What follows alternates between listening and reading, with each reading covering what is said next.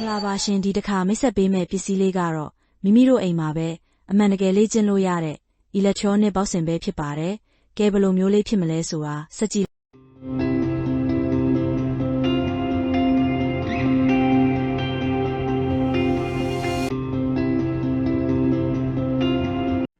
music ဘောက်ဆင်14ကကလေးတွေတောင်ကလူကြီးတွေအတွက်လည်းအသုံးဝင်တဲ့ပစ္စည်းလေးပဲဖြစ်ပါတယ်။ကိုယ်လက်လှရှားအားကစားဖြစ်တာကြောင့်ခန္ဓာကိုယ်ကိုကျန်းမာကြံ့ခိုင်စေပြီးနေ့စဉ်အသုံးပြုတဲ့ပစ္စည်းလေးပဲဖြစ်ပါတယ်။ဆက်ရဲ့အလယ်မှာပါတဲ့ခလုံး၅ခုကတော့အဖွင့်အပိတ်ခလုံး၊မူခလုံး၊အတန်ပိတ်ခလုံး၊တချင်းဖွင့်ခလုံး၊အတန်ကျဲဒါမှမဟုတ်အရှိန်ကျင်ခလုံးတို့ပဲဖြစ်ပါတယ်။လက်တီးထိုးချက်နေရာကိုရောင်စုံအလင်းတန်းလေးများပြသပြီးစီးစက်အတိုင်းပုံမတက်လက်စွာလိုက်ပါထိုးပေးနိုင်ပါသည်။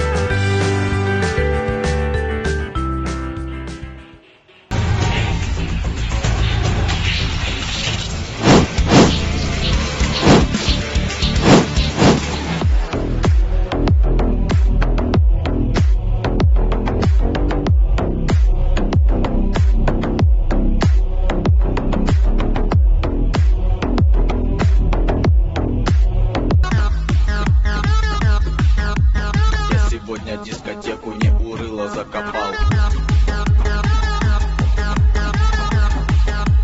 Не урыло закопал. ကလေးเจ้าနေမှာဆိုရင်ကလေးအရက်မရှိလာမှာဆိုရင်เจ้าမှာကလေးအနိုင်ကျင့်ခံရမှာဆိုရင်ကလေးဖုံးကိုဆွဲသွားမှာဆိုရင်တော့ဒီဆက်လေးသာပေးစောလိုက်ပါ